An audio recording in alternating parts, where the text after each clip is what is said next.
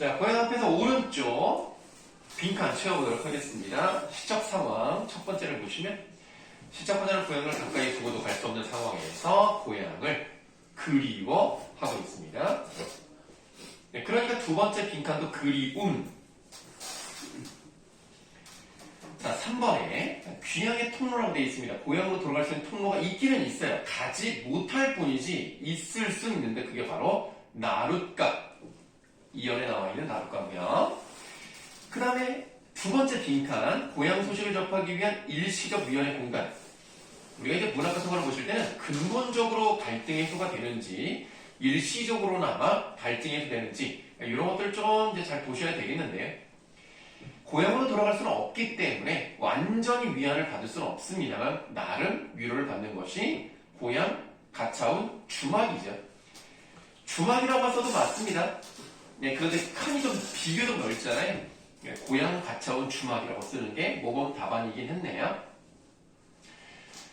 5번에 고향.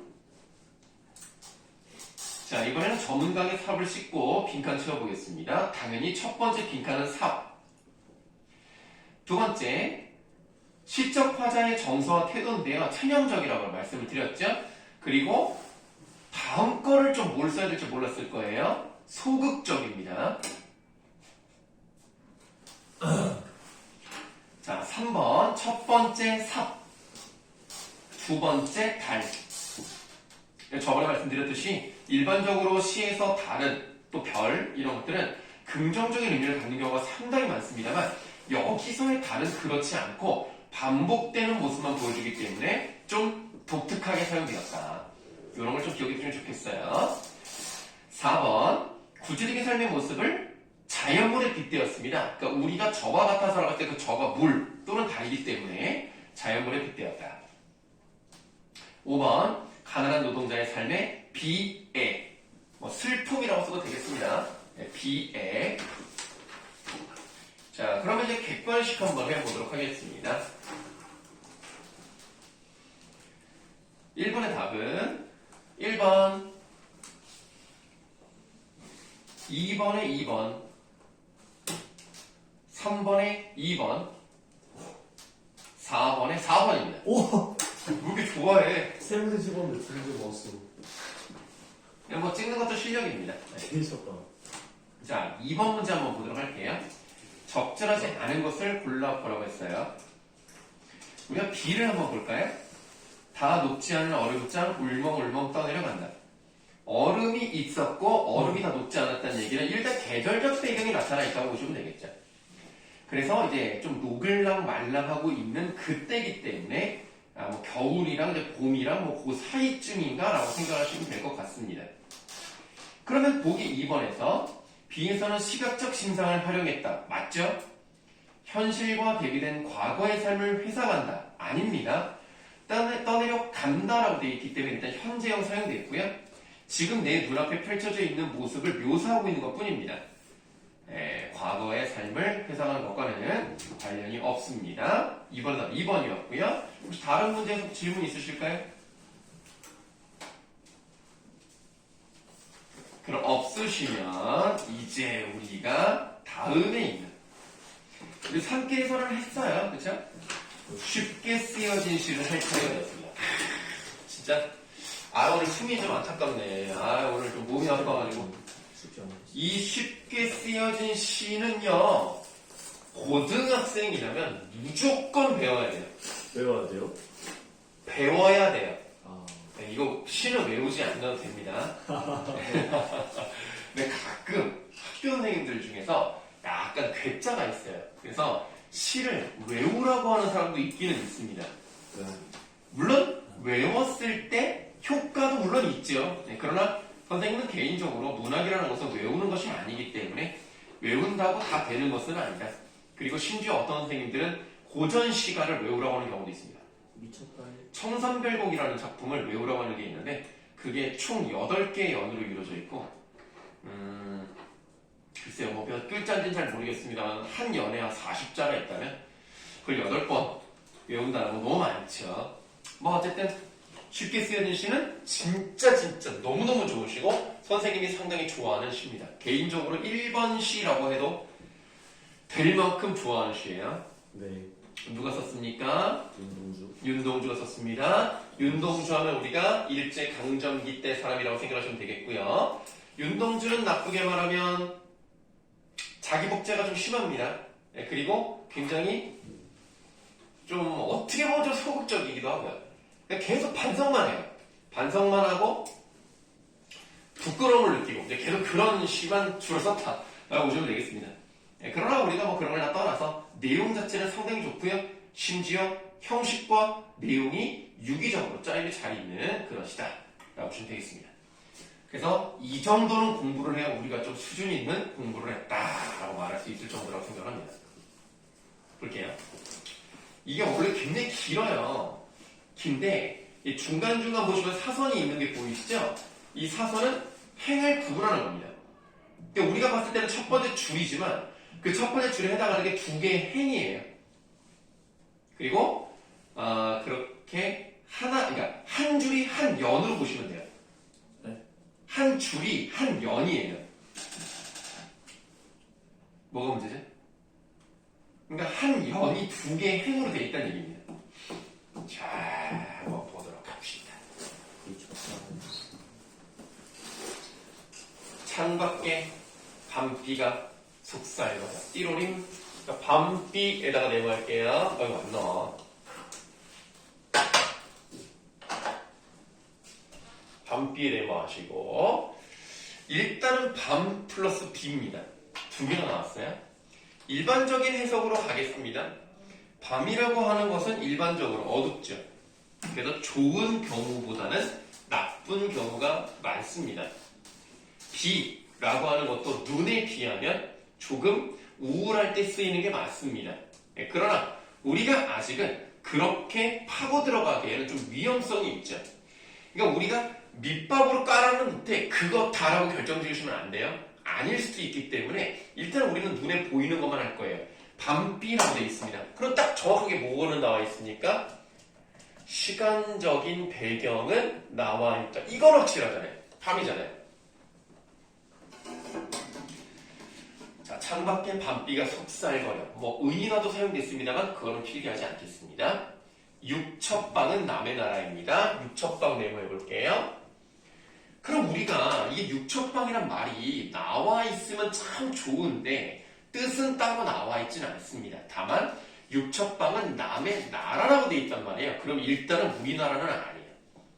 공간적 배경이 우리나라가 아니야. 일단은 여기서는 공간적 배경이 나왔다고 볼 수가 있겠는데요. 혹시 육첩방이 뭔지 아는 사람? 알겠습니다. 그럼 여러분들 일본식 돗자리를 뭐라고 하는지 아는 사람?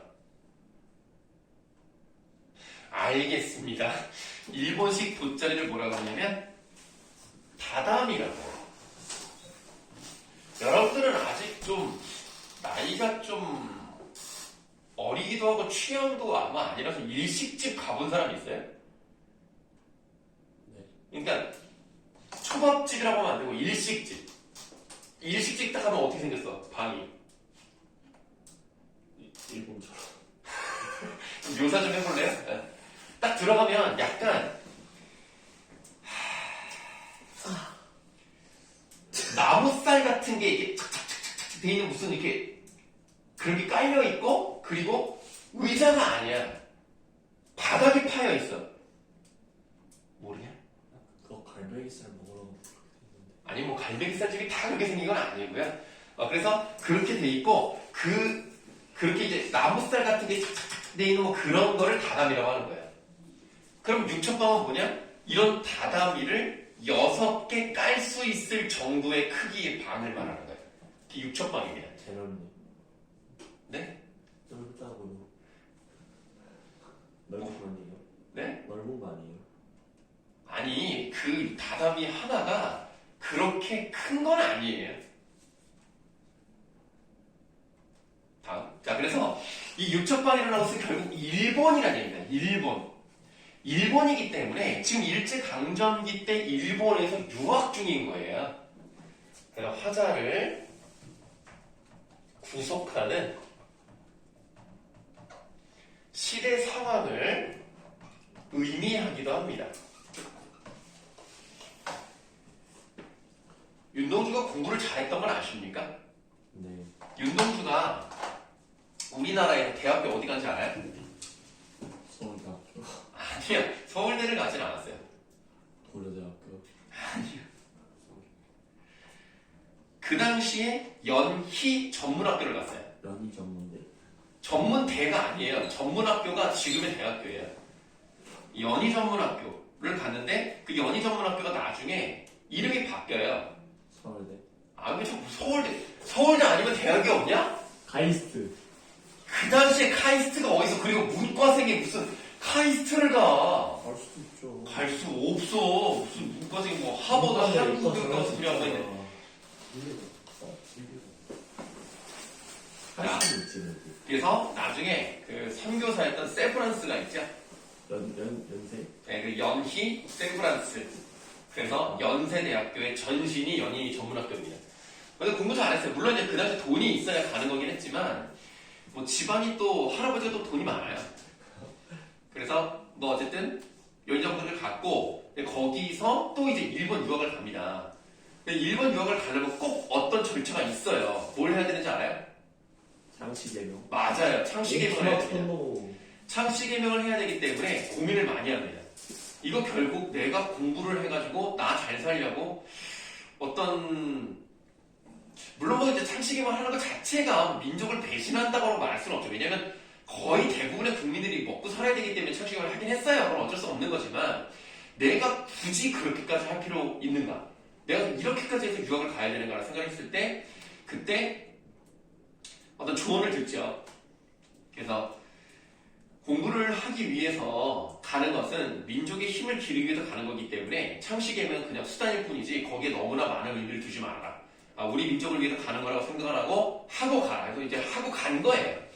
갔는데 내가 너무 편안하게 공부만 하는 거야. 그러니까 우리 민족은 힘들고 일제강점기에 미래는 없는데 나 혼자 잘 먹고 잘 살려고 공부한다? 이거는 좀 뭔가 잘못 살고 있는 것은 아닌가라는 생각이 들었던 거죠. 그래서 고민을 하는 내용입니다. 왜 저래? 자, 육첩방은 남의 나라. 그리고 밑줄 해볼게요. 시인이란 슬픈 천명입니다. 이 윤동주는 자기가 시인으로 태어났다고 생각을 해요. 나는 그래. 왜? 뭐. 자, 시인으로 태어났다고 생각을 합니다. 그래서 그거를 천명이라고 생각을 해요. 하늘이 내린 운명이라고 생각을 합니다. 나는 그게 태어났어요. 근데 그거를 슬프다라고 얘기를 해요. 왜 그러냐면 시는 어쨌든 시를 써야 되잖아. 근데 지금 상황은 시를 그렇게 쓸 수 있는 상황은 아니라고 생각을 하는데 그런 암담한 현실에서도 어쨌든 자기는 태어난 대로 써야 된다는 거죠. 시를 쓸 수밖에 없는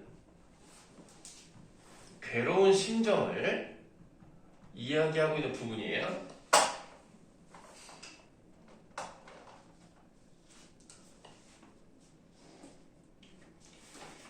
자, 시인이란 슬픈 천명인 줄 알면서도 그럼에도 불구하고 한 줄 시를 적어볼까?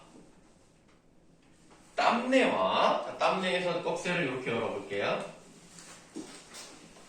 자, 땀내와 사랑내 포근히 풍긴 보내주신 학비 봉투를 받아요. 그러니까 대학생이니까 따로 뭐 일을 하지 못하잖아요. 그러니까 내가 번 돈으로 대학을 다니는 게 아니라 부모님이 보내주신 그 돈, 그 아무래도 부모님의 정성과 노력이 들어있는 돈이었겠죠? 그거를 받아서 대학 노트를 끼고 늙은 교수의 강의를 들으러 간다. 받아볼게요. 그러면 편안하게 대학생활을 하고 있는 모습이 나타나 있습니다. 그래서 나는 내 스스로 치열하게 일을 하면서 어렵게 공부하는 것도 아니고 그냥 부모님이 보내주신 돈을 가지고 편안하게 공부를 하는 것. 나는 너무나 잘 살고 있는 게 아닌가? 이런 생각이 들어보는 건데요. 지금 여기서 타인의 도움으로 살고 있는 거잖아요. 타인의 도움으로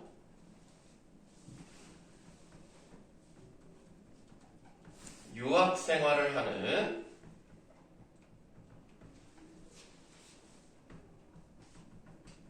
자신의 삶을 나는 지금 뭐하고 사는 거지? 이렇게 살아도 되나? 이런 생각이 들어서 무기력하게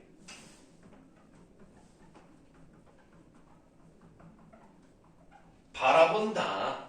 좀 필기하기 좀 많고 길죠?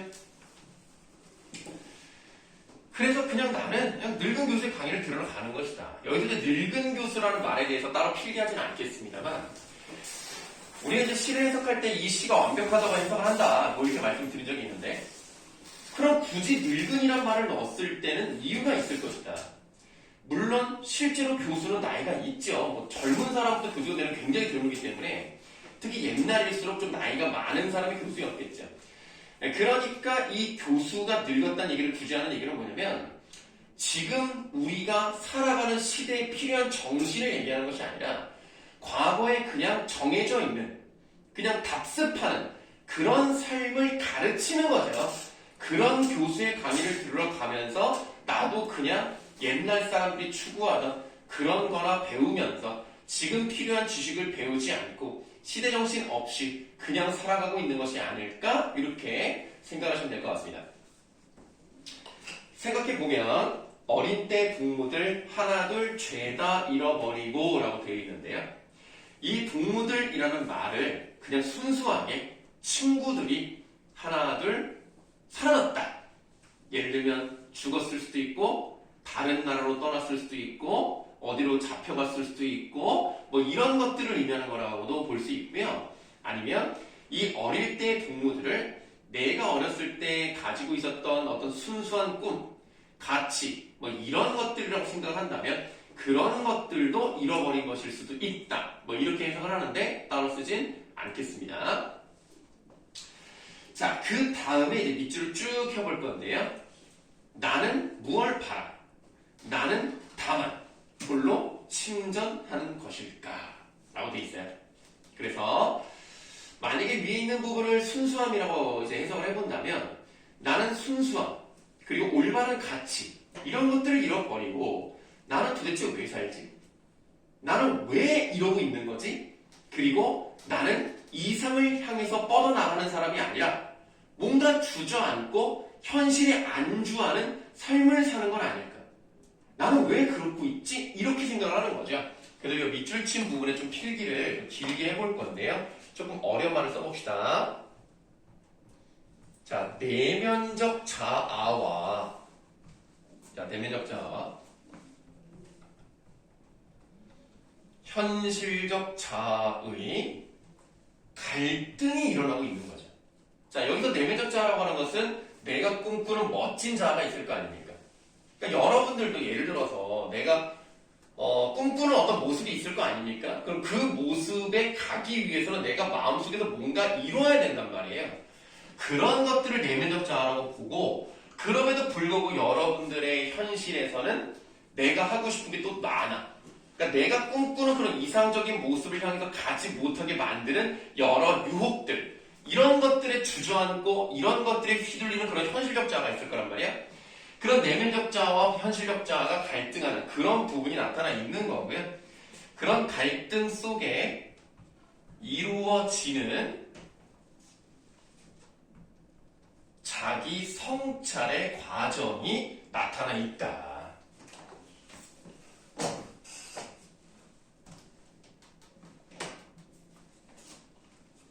나는 왜 이러고 살까? 라고 생각합니다. 그리고 인생은 살기 어렵다는데 시가 이렇게 쉽게 쓰여지는 것은 부끄러운 일이다 라고 성찰의 결과가 나왔어요. 그래서 일단 부끄러운 일이다 그 부분에다가 성찰의 결과로 쓰세요.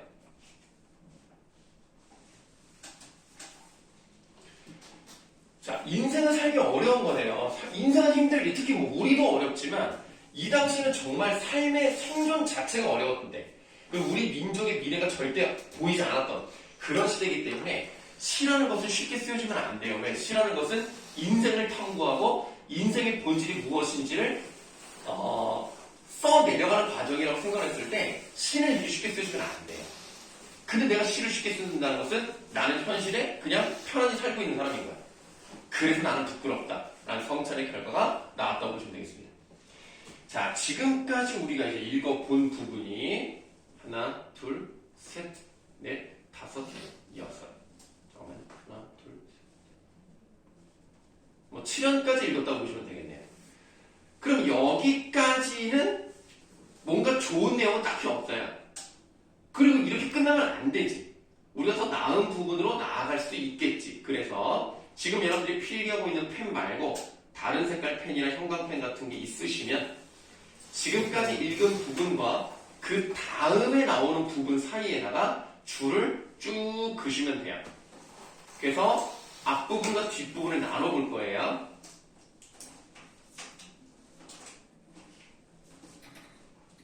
자, 한번 나눠봤고요. 그럼 이제 여기서 나누는 이유는 뭔지를 우리가 생각을 해봐야 되는데, 그 다음에 나오는 내용이 뭐야? 육첩방은 남의 나라 창밖에 밤비가 속살 거리는데 이렇게 나왔단 말이에요. 그러면 지금 그 다음에 나오는 부분이 왜 의미가 있냐면 이 부분의 내용을 봤을 때는 뭐랑 똑같아? 1연과 똑같아요. 1연과 내용은 똑같지만 뭐가 다릅니까? 순서가 다릅니다. 시 9의 배치가 뒤바뀌었어요. 그렇기 때문에 자, 여기다 이제 필기를 하실 건데 정말 중요한 겁니다. 첫 번째 어떤 의미를 가지고 있냐면 변형을 했잖아요.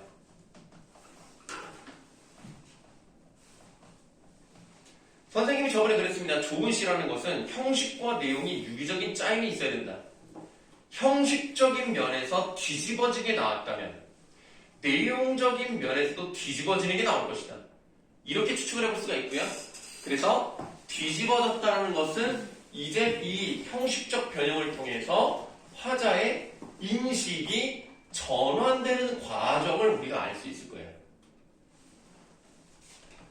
그렇다면 지금까지는 무기력하고 주저앉고 안주하는 그런 삶의 모습에서 뒤집어졌기 때문에 뭔가 앞으로는 희망이라던가 이상적인 삶을 산다던가 이런 내용이 나올 거란 말이야. 그렇게 시의 흐름이 뒤집어졌어. 이걸 뭐라 그래?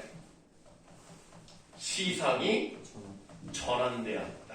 이렇게 볼 수 있는 거죠. 그래서 우리가 이 시를 보실 때 만약에 이 시를 처음 봤다 하더라도 이런 식으로 맞출 수가 있어야 된다. 그래서 이 부분이 상당히 좋은 부분이라고 생각하고요. 그럼 이제부터 뭔가 절망에서 희망으로 무기력하고 안주하는 모습에서 이상을 향해서 가는 모습으로 바뀔 거라는 걸 짐작을 해볼 수가 있어요. 등불을 밝혀 어둠을 조금 내몰고 라고 되어 있습니다. 일반적으로 어둠이라는 것은 부정적이라고 말씀드렸습니다만 일단은 그걸 모른다 하더라도 내몰고라는 말이 나왔잖아요. 내모는 대상이, 내몰림을 다루는 대상이 좋은 거일 수는 없잖아. 그렇기 때문에 어둠은 좋지 않은 거예요. 어둠에다 세모하세요. 그렇다면 어둠은 암울한 현실, 부정적 현실 이런 걸 의미할 수 있겠습니다. 그걸 쓸게요. 어둠은 암울한 현실이다. 뭐 이제 구체적으로 말씀드리면 쉽게 말하면 일제강점기 같은 상황이겠죠. 그런 암울한 현실을 내몰 수 있는 수단이 뭡니까? 등불이에요. 그럼 등불은 당연히 좋은 거겠죠. 등불 동그라미. 그러면 등불이라는 것은 이렇게 좋지 않은 상황을 이겨내고자 하는 것과 관련되어 있기 때문에 등불은 현실 극복의 의지다. 현실 극복의 의지를 가지고 부정적인 현실을 이겨내기 위해서 노력을 하는 것인데 등불은 크지 않기 때문에 어둠이라는 것 자체를 완전히 끝낼 수는 없어요. 자기도 알기 때문에 조금이란 말을 넣었죠. 그러면 어둠이라는 부정적인 현실을 끝내기 위해서 어떤 게 와야 돼요? 어둠을 끝내려면 뭐가 와야 돼? 아침이 와야지. 그래서 다음에 시대처럼을 아침을 기다리는 이라고 나왔습니다. 아침을 기다리니까 아침 좋은 거 아니겠습니까? 아침 동그라미. 그렇다면 아까 우리가 어둠이라는 것을 암울한 현실, 일제강점기와 같은 시대 이렇게 해석을 했다면 여기서 그 어둠을 완전히 끝낼 수 있는 아침은 뭐라고 봐야 되겠어요? 조국의 광복이라고 봐야 되겠죠. 그래서 여러분들이 시를 해석할 때는 외우시는 게 아니에요. 이렇게 차근차근 찾아가 보시면 찾아낼 수 있는 겁니다. 네. 자, 시대처럼 올 아침을 기다리는 최후의 나예요. 그렇다면 최후의 나도 괄호해 볼게요. 지금 이게 다 어디랑 연결되어 있습니까? 아침을 기다리는 나기 때문에 긍정적인 요소를 가진 나라고 생각하셔야 되겠죠? 최후의 나라는 말 자체가 뭔지는 몰라도 적어도 이 나는 좋은 나구나 라는 거 정도만 아시면 되겠는데, 그렇다면 우리가 조금 더 들어가서 최후의 나라는 말의 의미가 무엇인지를 좀 아셔야 되겠습니다. 최후의 나라고 되어 있기 때문에 뭔가 어떤 과정과 결과의 끝이에요. 근데 이 사람이 지금 윗부분에서 뭐를 했어요? 자아성찰을 했단 말이에요. 자아성찰을 하고 반성하고 후회도 하지만 그 결과로서 부끄러움을 느끼고 그렇게 살지 말아야 되겠다고 생각했다면 그런 자기성찰의 과정을 거쳐서 순수하고 깨끗한 자기까지 온 거야. 그거를 최후의 나라고 말할 수가 있는 거겠지? 그러면 최후의 나는 뭐라고 봐야 돼? 본질적인 자아인 거야. 내가 꿈꾸는 어떤 본질적인 자아. 자, 본질적인 자아고요. 조금 풀었으면 부끄럽지 않은 삶을 사는 나가 되겠죠.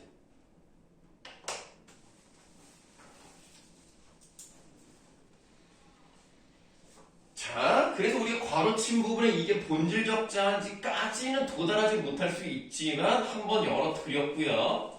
그 다음 마지막 연이 하나가 남았는데 이 마지막 연이 조금 어렵습니다. 나는 나에게 작은 손을 내밀어라고 돼 있어요. 나가 둘이야. 그러면 우리가 지금까지 공부를 했던 부분에서 나라는 건데 자아라고 할 수 있으니까 자아라고 하는 것이 어떻게 나눴느냐? 뭐 내면적 자아란 말도 나왔고 본질적 자아란 말도 나왔고 현실적 자아란 말이 나왔어요. 그럼 이 나는 일단 두 가지가 구분이 되는 건데 우리가 나는 나에게 작은 손을 내밀어서 눈물과 위안으로 잡는 최초의 악수를 건넨다는 상황을 봤습니다. 그럼 나가 두 개가 나오는데 맨 처음에 나오는 나는 어떤 나인지를 알아야 돼요. 여기서 이거 하나 잘못 잡으면 만약에 이거랑 관련된 문제가 나왔을 때 맞추기가 어렵습니다. 준태야, 첫 번째 나오는 나가 어떤 나일 것 같아?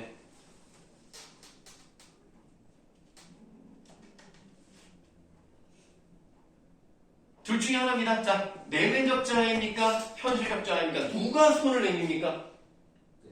아, 좋습니다. 잘 맞췄어요? 자, 첫 번째 나오는 나에다 괄호하세요. 한 글자만 괄호하시면 돼요.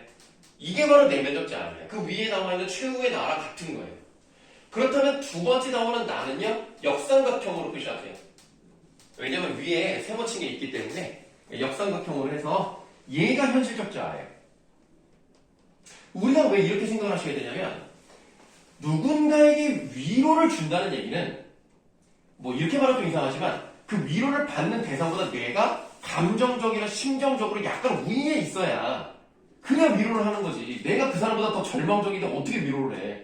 그렇기 때문에 긍정적인 요소가 위로를 한다 라고 생각한다면 괄호친 부분이 내면적 자아, 본질적 자아, 이상적 자아. 두 번째 역삼각형 친 부분이 현실적 자아, 또는 좀 어려운 말로 현상적 자아라고 합니다. 그래서 그 두 가지를 구분할 수 있어야 되는 거고요. 나는 나에게 작은 손을 내밀어 눈물과 위안으로 잡는 최초의 악수라고 돼 있어요. 그 전까지는 두 자아가 분열되어 있었다면 이제 악수를 함으로써 연결이 되는 건데요. 악수에다가 네모.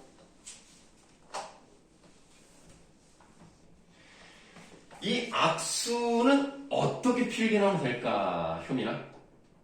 악수를 했다? 뭐가 이루어지는 거죠?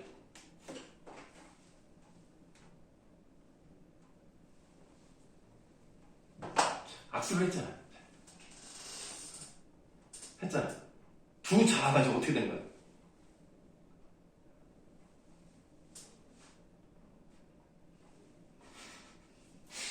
어려워? 그냥 뭐 어려운 말 안 써도 되고 그냥 어떻게 됐다 그냥 평상 그냥 일상으로 말하면 되는데.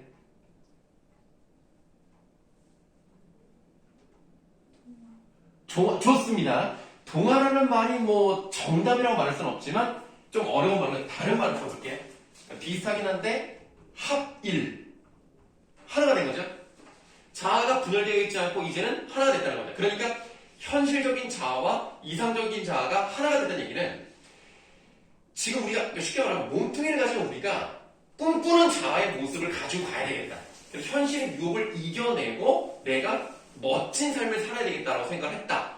그거를 악수라고 본 거고요. 좀 다른 말로 화해 또는 갈등의 해소 요 정도로 해석을 하시면 되겠습니다. 그래서 악수는 중요합니다.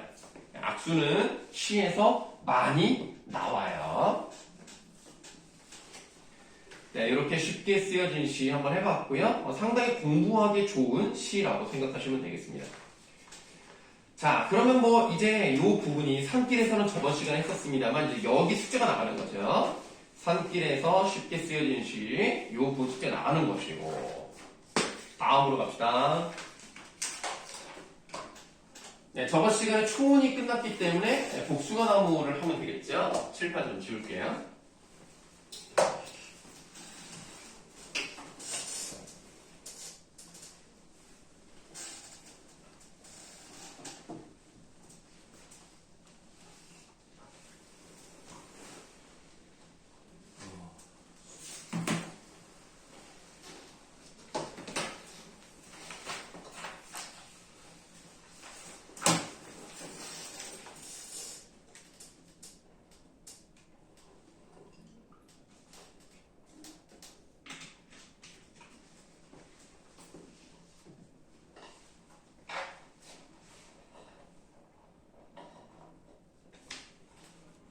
자, 보시면 복숭아 나무 곁으로 한번 보시도록 할 건데요. 네, 제목 쪽에 이제 저 밑에 나희덕이라는 사람이 썼습니다. 이름이 딱 좀 여성 느낌 좀 나죠? 네, 여자고요.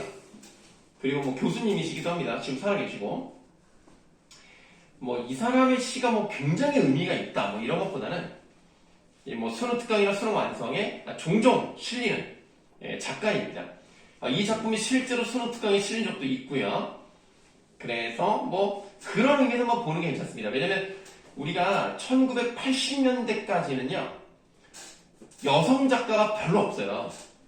다 남성 작가의 시나 이런 소설 이런 게 많았기 때문에 아무래도 뒤로 90년대 쪽으로 가면서 이제 여성 시를 좀 많이 실어 놓습니다. 그래서 이 나오는 사람 조금 정해져 있는 편이에요. 뭐 나희덕, 문정희 이런 식으로 여성 작가들은 좀 정해져 있는 느낌으로 가요. 그래서 소설 쪽에서는 뭐 박완서라든가 양귀자라든가 조금 그렇습니다. 그래서 이 자주 나오는 사람 여성 시인은 좀 알아두는 게 그래도 좀 익숙하게 하는 게 좋다. 자, 그럼 이제 두 번째 문단에 있는 그 복숭아 나무 곁으로 한번 보도록 하겠습니다. 어렵진 않습니다. 자, 너무도 여러 겹의 마음을 가진 뭐 복숭아 나무가 마음이 뭐 여러 겹을 가지는지 아닌지는 알 수가 없는데 시적화자는 그렇게 생각을 한 거예요. 쟤는 마음이 하나가 아니다. 뭔가 여러 겹을 가지고 있을 거야 라고 생각했어. 왜 그런지에 대해서는 딱히 나오진 않아요. 이유는 조금 뒤에 나오는데 그 복숭아 나무 곁으로 라고 돼 있어. 자, 복숭아 나무에다가 일단 내는 그러면 복숭아 나무를 보면서 나는 가까이 가고 싶지 않았던 거야. 그래서 이 복숭아 나무에다가 이 시적 화자가 바라보는 대사 이렇게 쓰는 건 아무것도 아니죠. 이건 당연한 거니까 뭐 그냥 필기만 했던 것뿐이지 엄청 중요하다 이건 아니에요. 다만 우리가 하나를 더 써볼 건데 바라보는 대상이라는 것은 나는 아니잖아. 그러니까 나를 내가 바라보는 건 아니기 때문에 내가 아닌 다른 존재를 바라본다는 점에서 이거를 타자라고 할게요. 타자라는 말은 좀 잘 안 쓰고 약간 철학적인 용어인데요. 쉽게 말하면 내가 아닌 다른 대상이 전부 다 타자입니다. 그러니까 사람이든 뭐 짐승이든 물건이든 다 타자예요. 자, 복숭아나무는 나에게 있어도 타자입니다. 복숭아나무 곁으로 나는 왠지 뭐 지금 중요하진 않습니다만 왠지는 이렇게 쓰는 거예요. 우에 쓰시면 안 돼요. 우에자 쓰셔야 되겠습니다. 나는 왠지 모르겠지만 가까이 가고 싶지 않았어요. 딱히 정해진 이유는 없지만 뭔가 내 마음속에 박힌 게 있어서 안 가고 싶었던 거야. 그렇다는 것은 이 시적 화자는 뭐를 가지고 있었다? 편견을 가지고 있었던 거지. 이유는 없지만 그냥 딱 보니까 별로 마음에 안 들어. 안 가고 싶은 거야, 가까이. 편견을 가지고 있었고요. 그리고 복숭아나무 꽃이 나와 있는데 흰 꽃, 분홍꽃 이렇게 이제 피우고 있단 말이에요. 일단 밑줄, 흰 꽃과 분홍꽃 이렇게 6글자만 밑줄로 하도록 하겠습니다. 자, 흰 꽃과 분홍꽃을 나란히 피우고 서 있는 그 나무는 아마야. 확실한 것도 아니야. 자기 생각이야. 사람이 앉지 못할 그늘을 가졌을 거야. 뭐 이유는 딱히 없는데 쟤네는 사람이 앉을 수 없는 그런 나무일 거야. 에이, 가지 말아야지 라고 생각을 해요. 그렇다면 지금 여기는 편견이든 뭐든 간에 시적 화자는 그 그늘에 대해서 좋지 않게 생각을 하고 있단 말이죠. 그늘에다가 세모. 자, 그늘을 가졌을 거라고 멀리로만 지나쳤을 뿐입니다. 한마디로 가까이 가서 본 적은 없어요. 그렇다는 것은 자, 지나쳤을 뿐입니다. 오른쪽에다가 이렇게 쓰면 되겠네요. 자, 편견을 가지고 있었잖아요. 자, 편견으로 인한 인해라고 쓸게요. 자, 편견으로 인해 진정한 소통이 이루어지지 않은 거죠.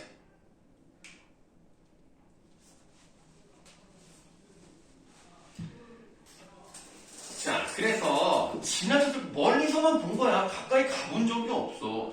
그렇게 멀리서만 봤기 때문에 저 꽃이 흰 꽃과 분홍 꽃 이렇게 있나 보다라고 그냥 겉으로만 슬쩍 본 거야.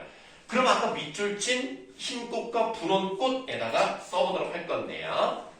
우리가 그 사람의 속까지 보지 않고 어떤 대상을 겉으로만 봤다. 겉모습만 그냥 대충 훑었다? 그런 거를 좀 어려운 말로 뭐라 그러냐면 피상적이다 라는 말을 해요. 피상적으로 본 나무의 겉모습이 흰 꽃과 분홍 꽃입니다. 그러니까 제대로 본 적이 없어요. 슬쩍 보고 에이 쟤는 그냥 저 정도구나 라고 생각을 하고 그냥 멀리로만 지나쳤기 때문에 진정한 소통을 이루지 못하고 편견을 가지고 부정적으로 판단하고 있었던 거죠. 그러다가 C 부분에서 흰 꽃과 분홍 꽃 사이에 수천의 빛깔이 있다는 것을 나는 그 나무를 보고 멀리서 알았습니다. 눈부셔 알았습니다. 그러니까 가까이 가지 않고 피상적인 모습을 통해서 편견을 하고 판단하다가 어느 순간 조금 멀리 있지만 자세히 봤더니 흰 꽃과 분홍 꽃만 있는 것이 아니라 그 사이에 수천의 빛깔이 있다는 걸 알았어요. 그렇다는 것은 수천의 빛깔 동그라미 하시고 이 수천의 빛깔이 있었다는 것은 내가 몰랐던 정말 참 모습이 있었구나. 저게 진정한 본질이었구나 라고 하는 대상의 본질, 타자의 참모습을 발견하는 거예요.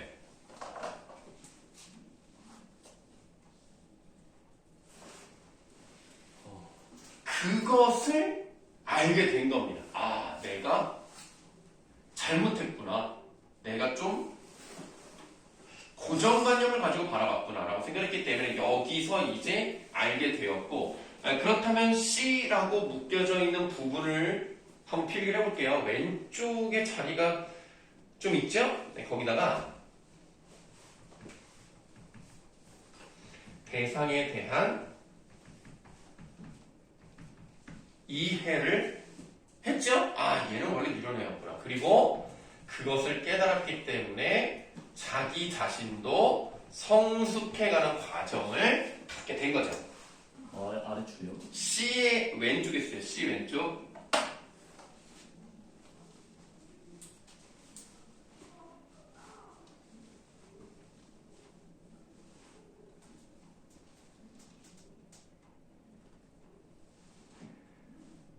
그래서 이 복숭아 나무는요, 흰 꽃과 분홍 꽃 두 개만 피우는 것이 아니라 그 사이에 수천의 빛깔도 피어냈어요.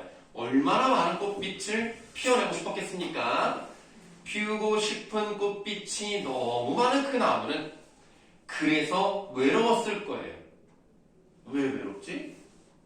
이렇게 편견을 가지고 자기를 바라보는 애들이 많았을 테니까 외로웠을 거야. 그럼에도 불구하고 자기는 피우고 싶은 꽃잎을 피워내기 위해서 노력했고, 그렇기 때문에 외로운 줄도 몰랐겠구나 라는 생각까지도 가는 겁니다. 그래서 그 여러 겹의 마음을 읽는데 참 오래 걸렸습니다. 라고 하면서 결국 시적 화자도 겉이 아닌 속 모습을 발견하게 된 거죠. 겉의 모습을 통해서 고정관념을 가지고 있던 것이 깨지고 겉의 모습을 봤지만 그 안의 모습을 발견하는 그런 모습이 나타나 있습니다. 이렇게 한 연이 끝난 거예요.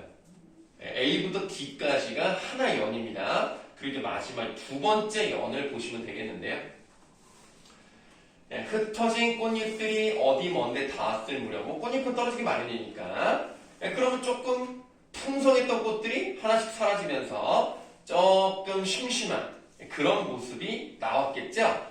조금은 심심한 얼굴을 하고 있는 그 복숭아나무 그늘에서 우리가 시를 볼 때 좀 중요하게 봐야 되는 부분, 같은 단어가 지금 두 번 나왔거든요. B 부분의 그늘이 한 번 나왔고요. 그리고 마지막 니은이라고 되어 있는 부분에 그늘이 나왔습니다. B 부분에 나와 있는 그늘은 에휴, 저건 사람이 앉지 못할 거야 라고 생각했기 때문에 부정적 인식을 가지고 있었는데요. 여기 복숭아나무 그늘은요, 자아 성찰을 통해서 내가 잘못된 생각을 했구나 라는 것을 깨달은 다음의 그늘이에요. 그러니까 똑같은 그늘이라고 해서 언제나 똑같이 해석하시면 안 됩니다. 과정을 좀 보셔야 되는 거고요. 그러면 이 그늘이라는 것은 어떤 것이냐?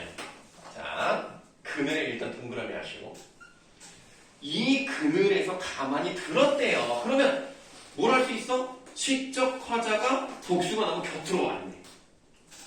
그전에는 멀리서 봤기 때문에 어떤지 몰랐어. 근데 깨달았어. 그리고 가까이 가서 이제 어떤 소리를 듣는 거야. 그렇다면 이 그늘은 긍정적인 의미의 그늘이죠. 그렇게 해석을 하시는 거예요. 그래서 화자와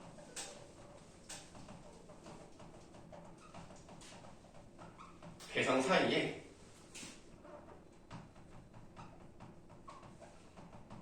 진정한 이해와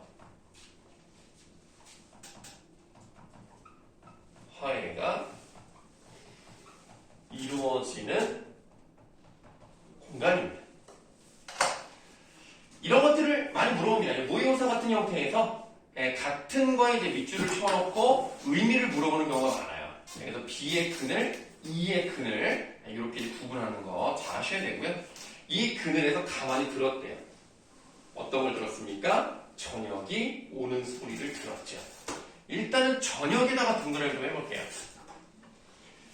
어쨌든 복숭아 나무 곁으로 와서 보내는 시간이기 때문에 이 저녁이 오는 소리를 듣는 이 시간은 긍정적인 의미일 거란 말이에요. 그럼 저녁이 오는 소리를 이게 뭐냐? 어려울 수 있습니다만 일단 쉬운 것도 봐볼게요. 가만히 들었습니다 라는 서술어가 나왔고 목적어에 해당하는 저녁에 오는 소리를이라는 부분이 뒤로 갔어요. 사회대표현법 일단 도치법 사용이 됐습니다. 물론 저녁에다가 동그라미를 했지만 그냥 전체적인 필기를 한 거예요. 도치법. 이제 요건 쉬웠어. 그 다음 조금 더 들어가서 이제 의미상 지금 복숭아나무 그늘이라는 것은 아까도 말했지만 진정한 이해와 화해가 이루어지는 공간이니까 잘 어우러지는 시간일 것이고 그 어우러지는 시간이 오는 걸 들었다? 그러면 이 저녁이라는 것은 어울림의 시간이겠네? 좋아, 여기까지 왔어? 의미까지 파악했어? 그렇다면 이제 하나만 더 하면 돼? 뭘 하면 되느냐? 표현 방법 하나 볼게요. 자, 표현법은 봤으니까 표현 기법을 보겠습니다. 저녁이 오는 소리를 들었대요. 그러면 저녁이 올 때 소리가 나지 않거든요. 저녁이 오는 걸 우리는 어떻게 할 수 있습니까? 봐야 알죠. 눈으로 봐야 저녁이라는 알아. 근데 그거를 소리라고 표현했어요. 그럼 이거 뭐라고 해요? 시간의 청각. 시각이 청각하죠.